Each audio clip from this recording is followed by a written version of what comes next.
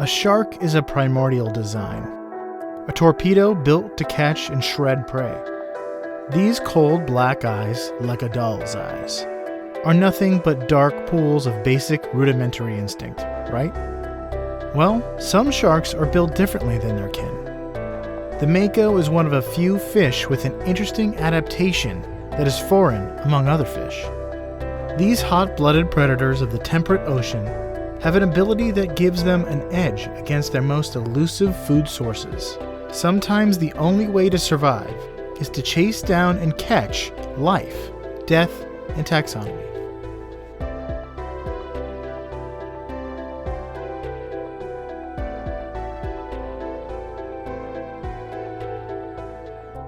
Welcome back to Life, Death, and Taxonomy. It's your 30 minutes of interesting animal information.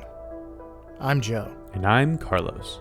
And thank you to Cassie for the creation of our theme song. To hear more of Cassie's music, visit Cassie Michelle on YouTube. And today we're talking about a tooth torpedo that's faster than a speeding bullet. But not actually. But it's fast. No, in that one... it's not... if bullet is really fast. In that one little phrase, you've touched on all three of my nicknames. Okay. Nicknames for what? The nicknames are for the short fin Mako shark, which I didn't even know there were multiple Mako sharks. I thought it was just the Mako shark. But nope, there's a short fin and a long fin. And they're apparently very different. Yeah, it's really weird. Especially in fin length. Fin width. And the Mako shark is the mascot for Nova Southeastern University, so that's how I knew about it. Also, I thought it was this, like the most dangerous shark you could possibly come across, but we'll talk more about that later. It's also called the blue pointer, which sounds like a fun dog. It does sound like a hound, yeah. And because a pointer is a hound. And it's also called the bonito shark. There's blue hounds too. Blue tick hounds. Yeah. Which sounds like a dog you don't want in your house. A blue tick hound. It's also called the bonito shark, which means it's gorgeous. It's very handsome and male. Very handsome. Very muy guapo. No, it eats bonitos, which are also devilishly handsome little bait fish. We're gonna call it here the speedy greedy feedy machine. The tepid tank, which we'll get into more later, and the silver bullet. Nice. Silver bullet is just what I would name myself if I was a Mako shark. It's like, hey Ted, no, that would be your gamer I tag. am the silver bullet. We're not calling you that. We all have regular shark names. Yeah, that would be my gamer tag. Because I kill werewolves. Let's taxonomize this guy, shall we? We shall. It is in a kingdom. You know it. You love it. You're in it. You got to have it. You love it. It's the kingdom Animalia. The phylum is Chordata. It has a spine. The class is not Actinopterygii, despite it being a fish. It's actually Chondrichthyes, which we remember from the manta ray episode. These are bony fish. So basically sharks raise in skates.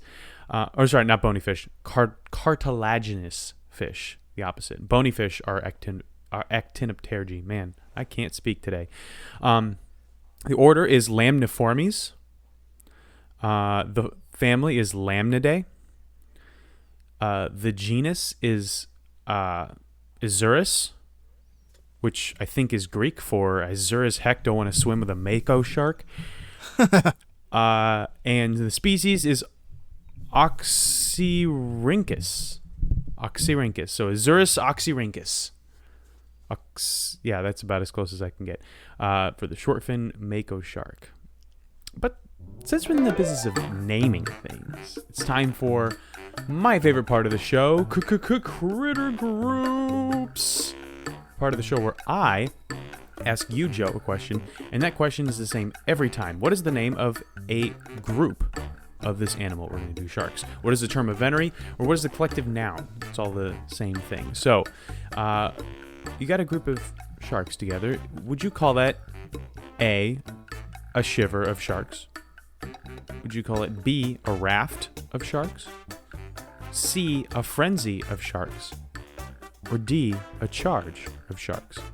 Well, it's called the frenzy when they're going crazy, eating something. A feeding frenzy, if you will. So that's definitely something that is used to describe sharks. I used to have a book-themed, fish-themed shirt called the Reading Frenzy. And it was just a bunch of fish reading books.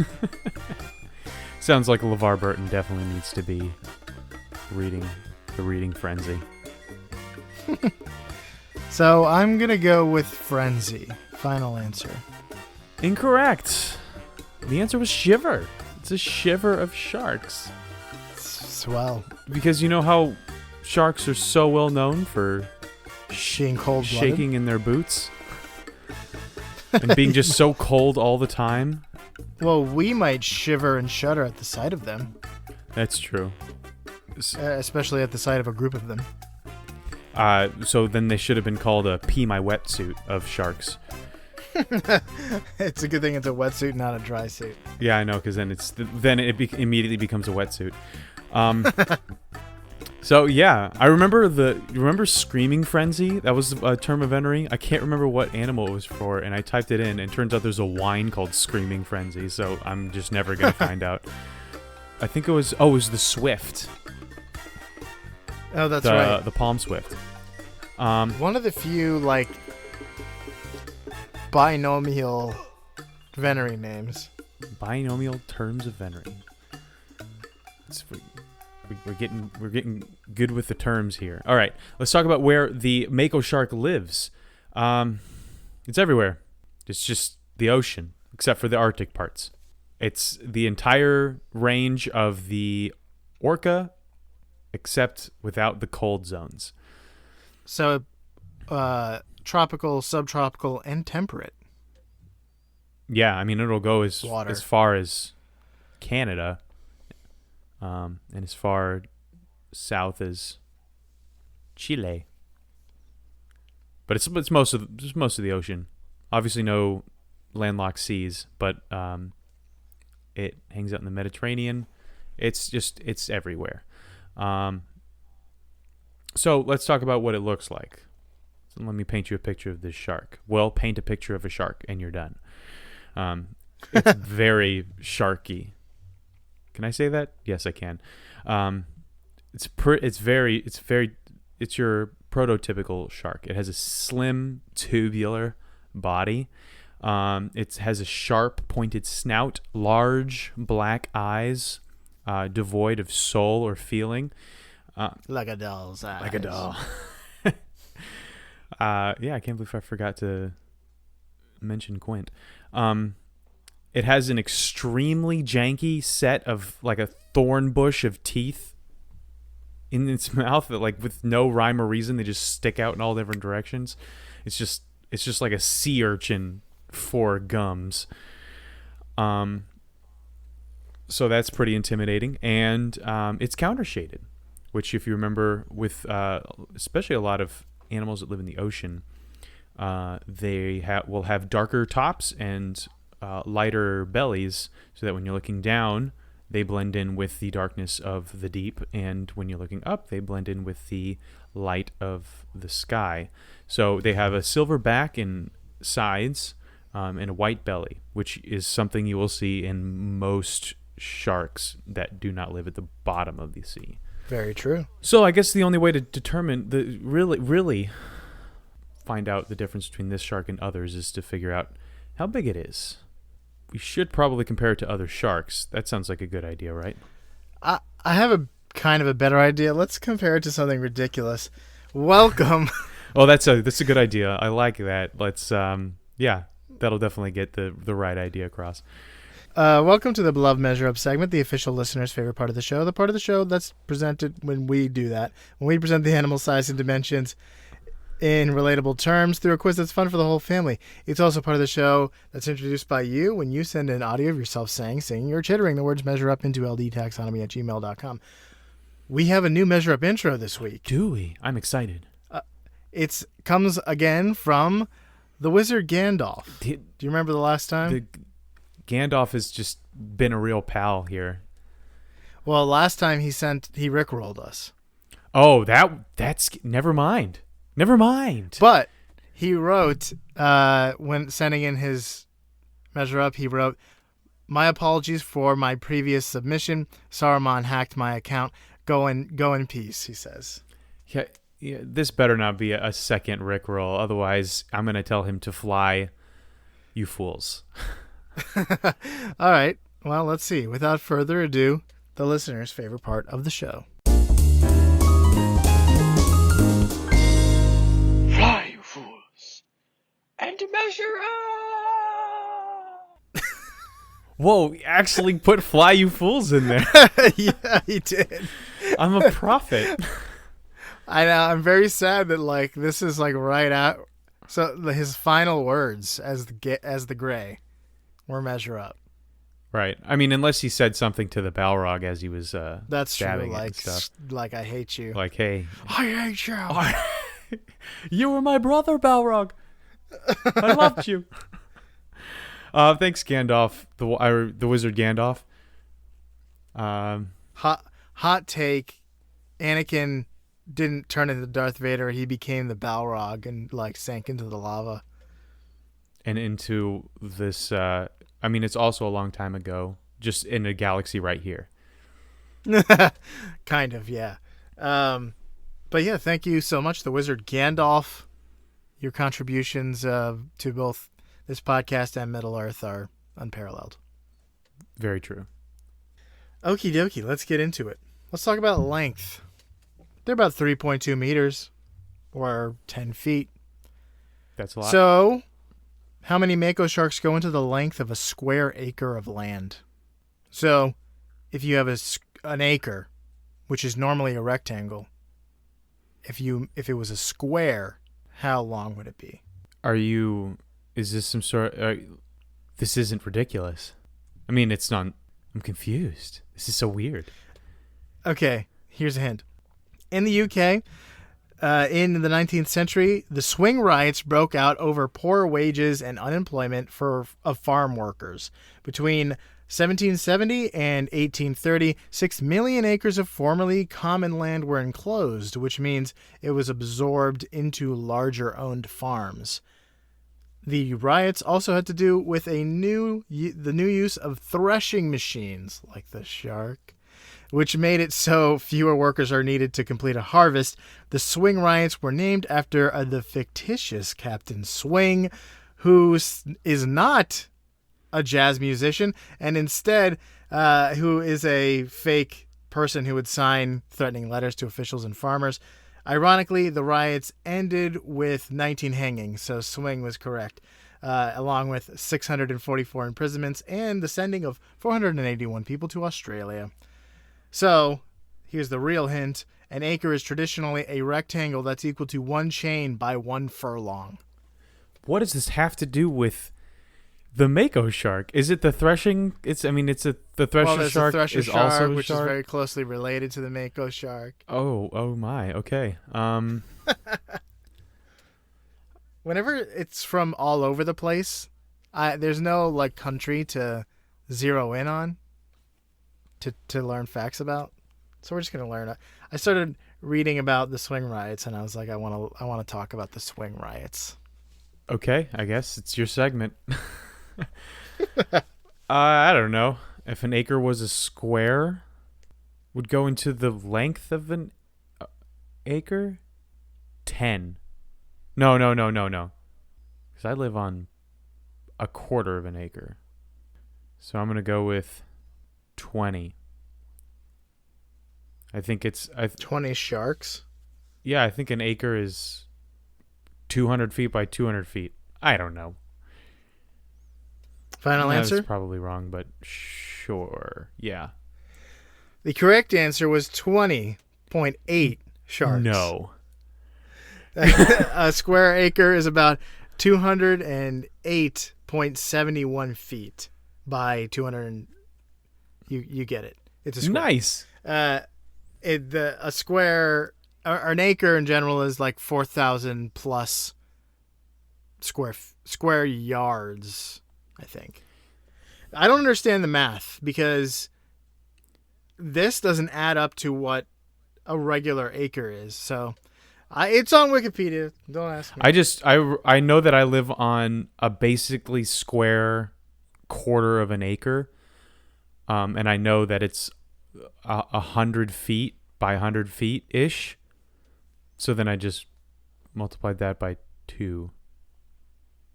So yeah. To get the Yeah, nice job. Hooray!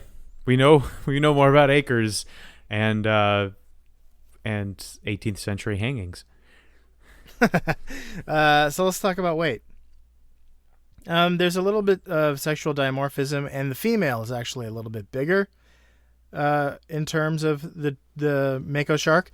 But the average Mako is 60 to 135 kilograms, or 132 to 298 pounds. We are, as always, going with the upper end of average, so that's 298 pounds, 135 kilograms. How many Makos go into the weight of the Titanic center anchor? Not its aft anchor or its fore anchor, the center. Mm-hmm.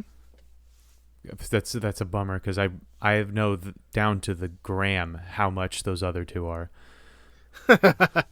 Well, here's a hint. The anchor was the largest hand-forged anchor at the time.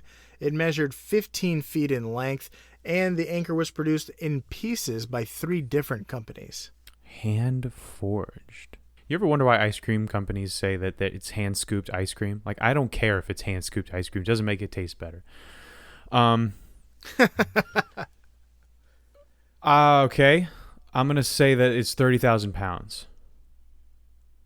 Because I seem to remember that we did a measure up about an anchor before. And this is about 300 pounds. So I guess the answer would be 1,000. No, wait. 100. Right? 100 sharks? Yes. 100 sharks. The correct answer is 53.6 Oh, sharks. so it's 15,000 pounds ish. The anchor was nearly 8 tons. Which is 16,000 pounds. Yeah. Oh. I guess I gave I gave that time period too much credit when it came to anchor weights. I always do. Always. It's my... I think we've talked about the largest anchor Yeah. ever before. Probably. That's all I had to go on. Okie dokie, you got any fast facts? I do. All right. So the Mako shark has a pretty expansive diet. It'll eat almost pretty much anything it comes across. But it loves cephalopods, mackerels, tunas, bonitos, as we mentioned, because it is the bonito shark, swordfish, other sharks, porpoises, sea turtles, seabirds. Basically, like I said, anything that can fall into its sea urchin of a mouth. Swordfish are particularly dangerous because they are as large as Mako sharks, and also they have a sword, which is just, you just don't want to mess with that. So they've sometimes found Mako sharks with swordfish swords impaled in them. Mako sharks are voracious predators. They ambush from below. So I guess if all that swordfish has to do is look down for a second, and suddenly the Mako shark has a nice sword in the face. They use smell and vision to hunt rather than electroreception, like the great white shark. And like most sharks, the Mako is ovoviviparous. Ovoviviparous. There we go. That's the right one. It gives birth to live young, just like we talked about in the manta ray episode. So the egg is fertilized and then hatches inside of the female, and then the young shark emerges afterward. Mako sharks can live to be about 32 years old in the wild, and they have a really high brain-to-body ratio, also like the manta ray. So they're relatively intelligent, and they are fast learners. And as I mentioned earlier in the episode, I always thought they were like the most dangerous shark you could run into.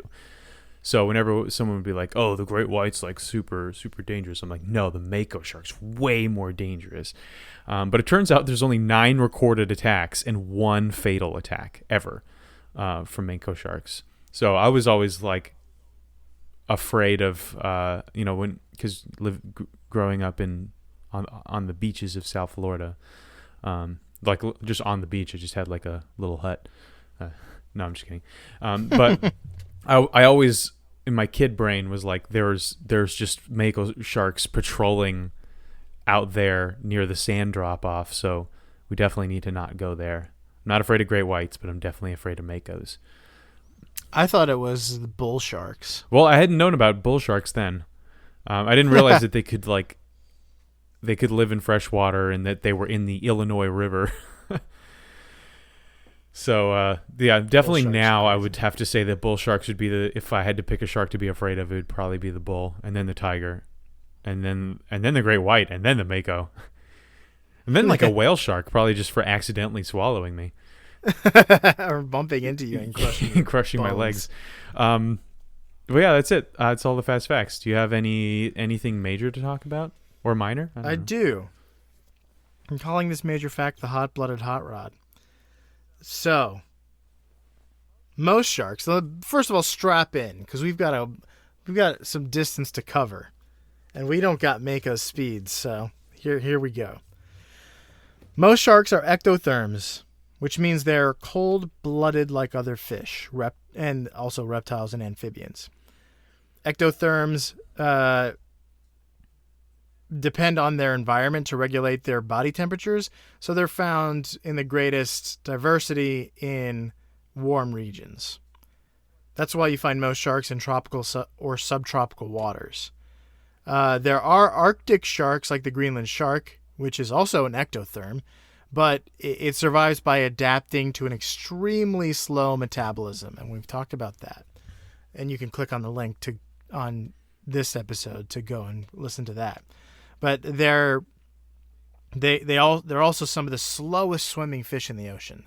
So there's some give and take. Shark Tank. Give and take to being an ectotherm in a cold place.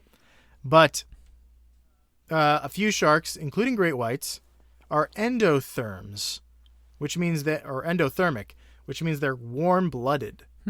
This allows them to self-regulate their body temperature, which allows them to enjoy cooler climates. The great white can be found all over the ocean from Alaska to southern Argentina. Our friend the Mako has a somewhat bigger range or smaller range than the great white, but it has a much bigger range than most ectothermic sharks.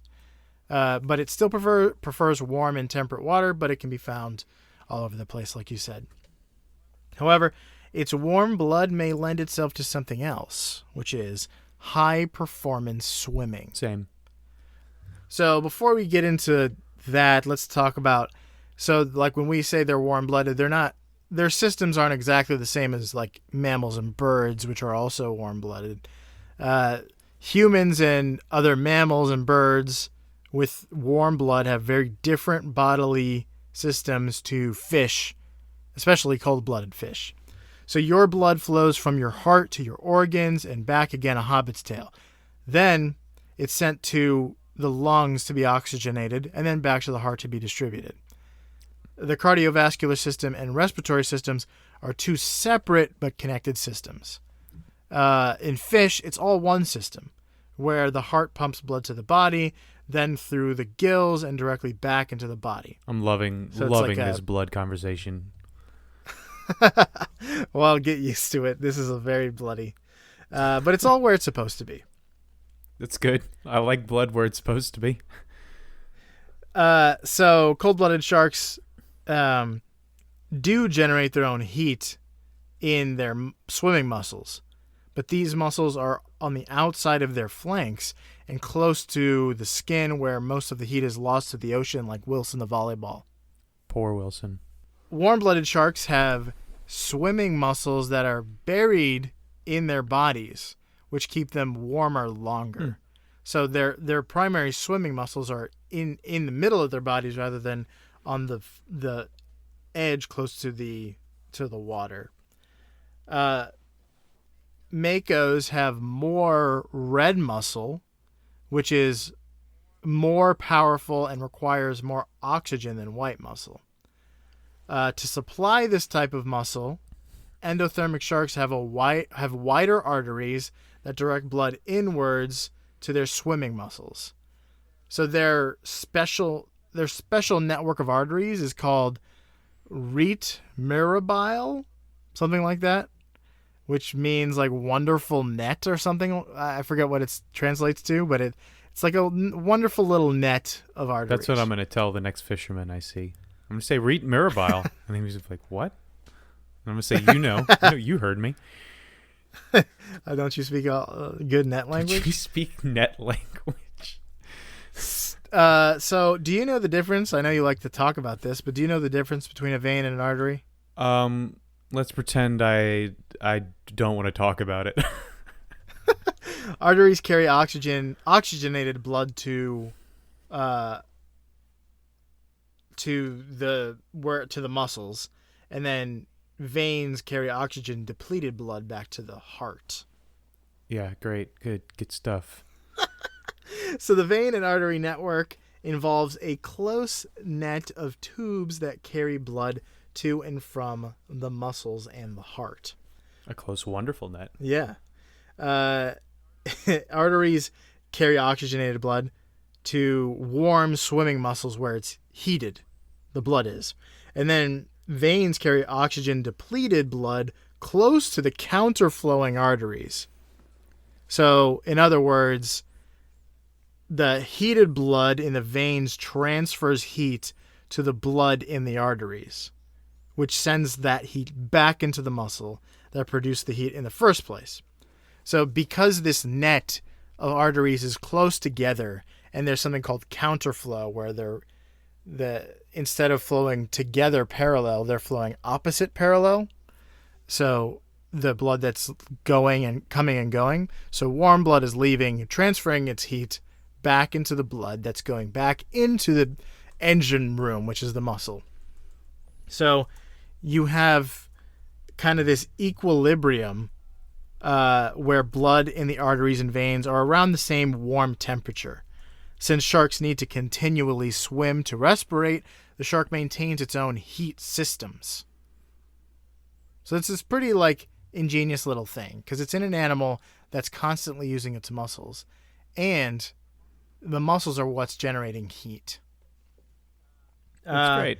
In mammals, it's right. It's like the mitochondria, right? It's just metabolism. Mm-hmm. It's the processing of fuels that's generating heat.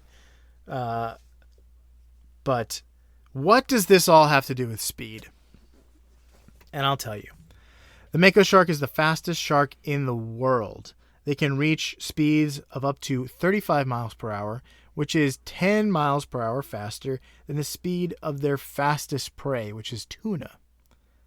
That's 51 feet per second. So if you're 1.5 school buses away from a Mako, he could reach you and give you a kiss on the cheek in the time it takes you to say, hey, it's a Mako. Huh. Do you have... I don't want a kiss on the cheek from this boy. From a toothy animal? Yeah. I do not want it to greet me with a brotherly kiss. So here are a few reasons it wins the fastest rank as the fastest shark. For one, it swims more efficiently than other sharks. If you look at similar sized sharks, their bodies sway back and forth so that their head counters the movement of their tail. So it's kind of this meandering thing. Mako's heads and front half remain still and straight while their powerful tails propel them forward. Their tails are also shaped in a way that you can see shark tails. Sometimes the top, the dorsal side of the tail is longer than the ventral side. But in this, they're kind of even. It's this crescent-shaped tail that's designed to propel them. And then, so this movement helps them better take advantage of their perfectly conical aerodynamic head and body to reduce drag. So their muscles are also adapted to take in oxygen quickly which helps them recover from bursts of speed.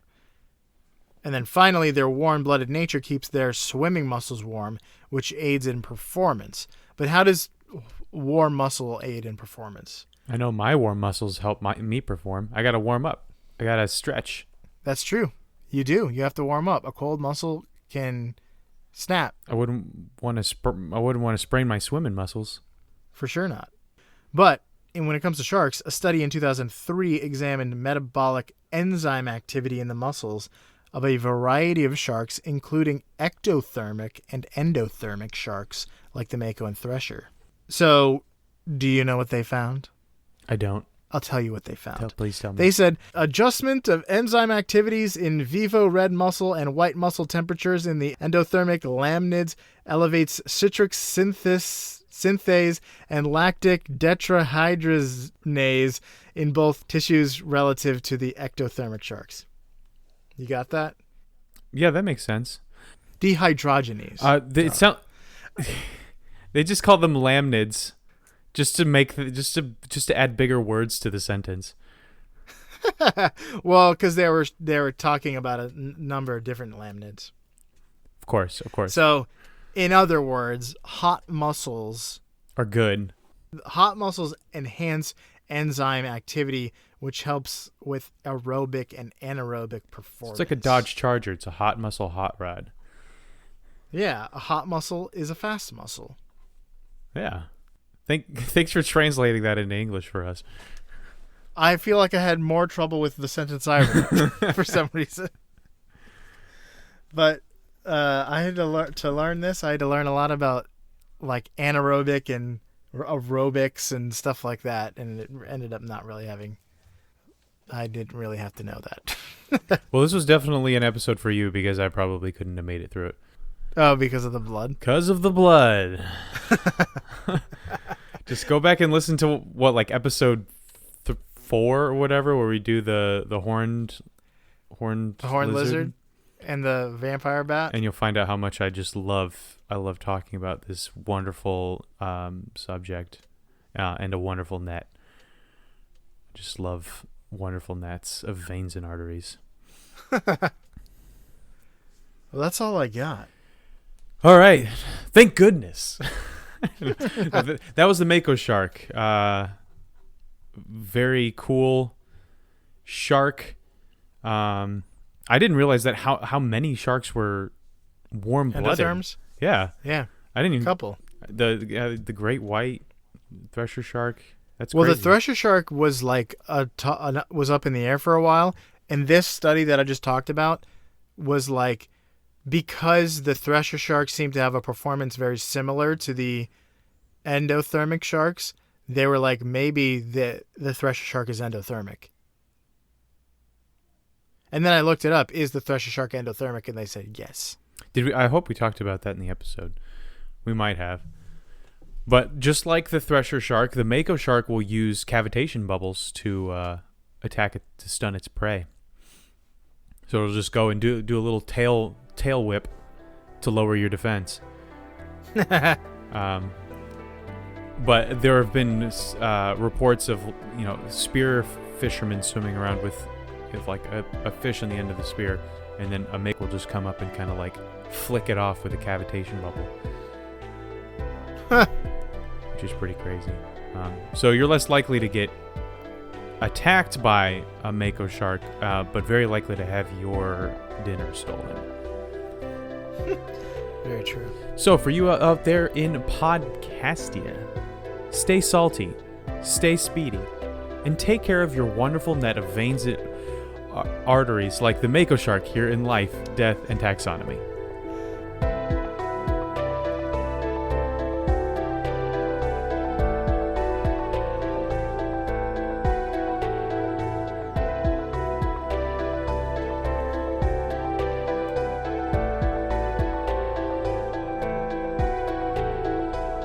Hey LDT listeners, thanks for listening to the end of the episode. For your loyalty, you get a shameless self-promotion from us. If you haven't already, leaving a review on your favorite podcast app can really help us grow. But telling your podcast-loving friends about us is even better. Also, don't forget to send in your Measure Up intros and animal suggestions to ldtaxonomy@gmail.com. We love hearing from you. As always, thanks, most of all, for listening.